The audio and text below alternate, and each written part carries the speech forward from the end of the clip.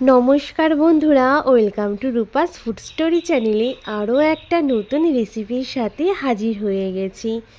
আজকে করে দেখাবো মোগলাই পরোটা বা এগ পরোটা, যেটাই বলো না কেন। দুর্দান্ত স্বাদের বন্ধুরা, খেতে হয় একদম নতুন ধরনের, নতুন স্টাইলের একটা মোগলাই পরোটা তোমাদের সাথে শেয়ার করছি। দেখতে যেরকম মোগলাই পরোটাগুলো সুন্দর হয়, ভেতরে একদম কিন্তু ডিম এবং চিজের একটা যে টেস্টি পুর হয়, মুখে দেওয়া মাত্রই মিলিয়ে যাবে, এতটাই ভালো লাগে খেতে। সেই নতুন ধরনের মোগলাই পরোটা রেসিপি তোমাদের সাথে শেয়ার করব। তা কোথাও স্কিপ না করে প্রথম থেকে শেষ পর্যন্ত দেখো, খুব ভালো লাগবে তোমাদের কাছে। তা মোগলাই পরোটাটা বানানোর জন্য প্রথমে নিয়ে নিয়েছি আমি ময়দা। যে যতটা বানাতে চাও সেই পরিমাণ ময়দাটা নিয়ে নেবে। এখানে ময়দার মধ্যে দিয়ে দিয়েছি একটু লবণ আর সাদা তেল। খুব ভালো করে হাত দিয়ে মেখে নেব ময়দা আর লবণটা একসাথে, যাতে ময়দার মধ্যে খুব ভালো একটা ময়াম তৈরি হয়। এইভাবে হাত দিয়ে একটু ডলে ডলে ভালো করে ময়াম করে নিতে হবে, তাহলে ওপরের লেয়ারটা কিন্তু খুব সুন্দর খাস্তা হবে। নর্মাল তাপমাত্রায় থাকা জল দিয়ে আমি একটা ডো মেখে নেব। তবে খেয়াল রাখবে, একবারে বেশি জল দেবে না, অল্প অল্প করে জল দিয়ে একটা নরম ডো রেডি করে নিতে হবে। আর আজকের রেসিপি দেখতে যদি আমার কোনো নতুন বন্ধু এসে থাকো, অবশ্যই চ্যানেলটা সাবস্ক্রাইব করে নেওয়ার অনুরোধ রইল। বেল বটনটাকে অল করে রেখো, আমি যখনই কোনো নতুন ভিডিও আপলোড করব, সেই ভিডিও নোটিফিকেশান সবার আগে তোমার কাছে পৌঁছে যাবে। তা ময়দাটা খুব ভালো করে মেখে নিয়েছি। এবার এটার থেকে আমি লেচি করে নেব। তা লেচিগুলো একটু ছোট ছোট করেই নিতে হবে। এখানে যদি 4টে বানাও, তার জন্য কিন্তু 8টা লেচি করে নিতে হবে। সেটা কিসের জন্য, পুরো ভিডিও দেখো, সমস্ত কিছু বুঝতে পারবে। তা দেখো, এখানে আমি 4টের জন্য 8টা লেচি করে নিয়েছি, আর এইভাবে রেডি করে নেব লেচিগুলোকে। তারপরে দেখো, একটা লেচি নিয়ে নিয়েছি, ওপর থেকে একটু শুকনো ময়দা নিয়ে নিলাম। একটা রুটির মতো তৈরি করে নিতে হবে। সমস্তগুলো কিন্তু একইভাবে এইভাবে কিন্তু আমি গোল করে রুটি তৈরি করে নেব। যেভাবে আমরা প্রত্যেক দিন রুটি বানিয়ে থাকি, তবে খুব বেশি পাতলা করবে না। এইভাবেই কিন্তু বেলে একটা গোল রুটি বানিয়ে নেব। আর এই মোগলাই পরোটাটা একবার খেলে দোকানের মোগলাই পরোটার কথা ভুলেই যাবে, এতটাই ভালো লাগে। তা দেখো, একটা রুটি বেলে নিয়েছি। ঠিক এইভাবে আরও একটা রুটি কিন্তু আমি এইভাবেই পাতলা করে বেলে নেব। খুব বেশি বড় করার প্রয়োজন পড়বে না। দেখো, এইভাবে একটু বড় করে নিলেই হয়ে যাবে। সমস্ত রুটিগুলো একইভাবে রেডি করে নিয়েছি। আর এখানে আমি 4টে বাটি নিয়ে নিয়েছি। দেখো, বাটির মধ্যে কিন্তু প্রথমে একটা রুটি এভাবে রেখে দিতে হবে।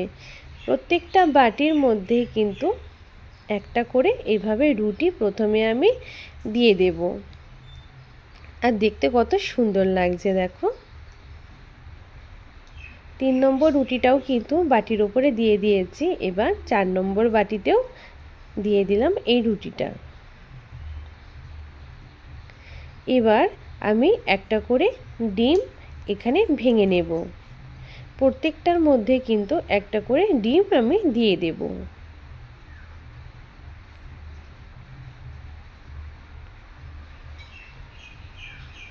দেখো, ডিমগুলো ভেঙে নিচ্ছি। তোমরা চাইলে একটা বাটির মধ্যে প্রথমে ডিমটা ভেঙে তারপরেও এইভাবে এখানে দিতে পারো।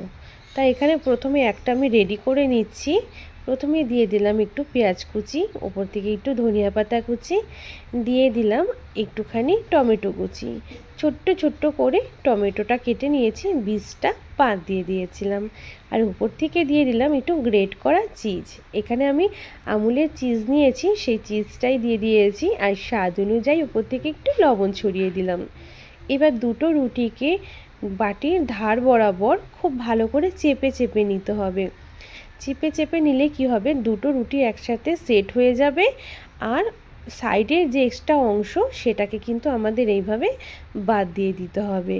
ঠিক দেখো, ধারগুলো আগে খুব ভালো করে চেপে নিয়ে এক্সট্রা যে অংশটা থাকবে সেটা কিন্তু আমরা বাদ দিয়ে দেব।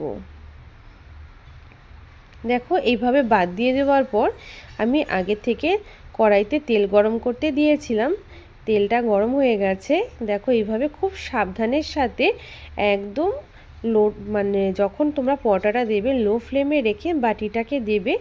আস্তে আস্তে বাটিটা তুলে নেবার পর তারপরে এইভাবে এপিট ওপিট করে খুব সুন্দর করে ভেজে নিলেই আমাদের কিন্তু দারুণ স্বাদের মোগলাই পরোটাটা একদম রেডি হয়ে যাবে।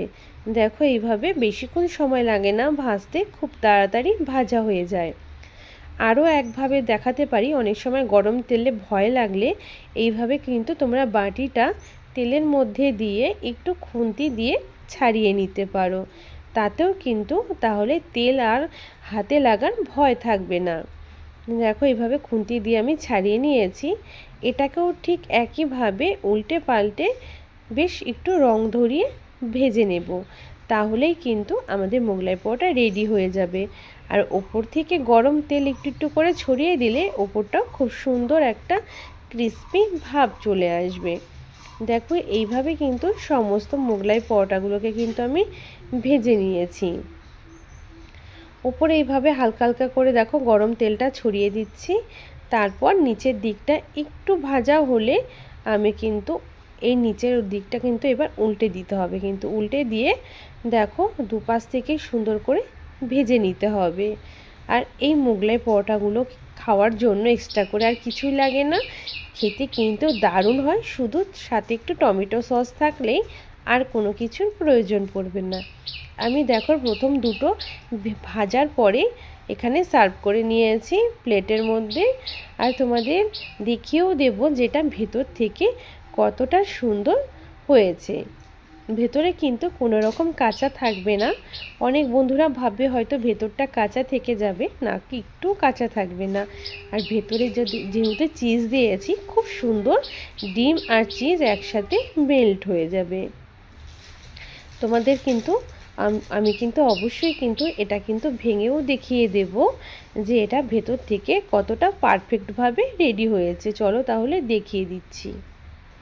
দেখো একটা কিন্তু মোগলাই পরোটা ভেঙে নিলাম, আর ভেতরে দেখো কোনো রকম কাঁচা নেই। তবে আমার মোবাইলে অতটা ভালো ফোকাস নেয় না, এর জন্য কিন্তু একটু ছবিটা তোমাদের কাছে একটু ঘোলা মনে হতে পারে, একটু মানিয়ে নিও তোমরা। খুব সুন্দর কিন্তু ভেতর থেকে একদম সেদ্ধ হয়ে গেছে, কোনো রকম কাঁচা নেই। আর খেতে কিন্তু দারুণ হয়। অবশ্যই বাড়িতে একবার ট্রাই করে দেখো, খুব ভালো লাগবে। যখনই কিছু মুখরোচক খেতে ইচ্ছে করবে ঝটপট এই মোগলাই পরোটাটা বাড়িতে বানিয়ে নিতে পারবে, আর দোকান থেকে কিনে খেতে হবে না। আজকের রেসিপিটা তোমাদের কাছে কেমন লেগেছে? যদি ভালো লাগে একটু অবশ্যই লাইক করে দিও। আমার অনেক বন্ধুরা আছে ভিডিও দেখো কিন্তু তোমরা লাইক করো না। তোমাদের একটা লাইক কিন্তু আমাদের অনেকটাই উৎসাহিত করে আরও একটা নতুন রেসিপি বানানোর জন্য। তা প্লিজ প্লিজ একটুখানি তোমরা কিন্তু এখানে কিন্তু অবশ্যই লাইক করো এবং ভালোবাসা দিও। তোমাদের ভালোবাসা পেলে আমরাও ভীষণ উৎসাহিত হই, আরও নতুন নতুন রেসিপিও বানাতে আমাদের মনে উৎসাহিত জাগে। তা তোমরা সবাই খুব ভালো থেকো, সুস্থ থেকো। দেখা হবে আবার অন্য কোনো নতুন রেসিপিতে। বাই।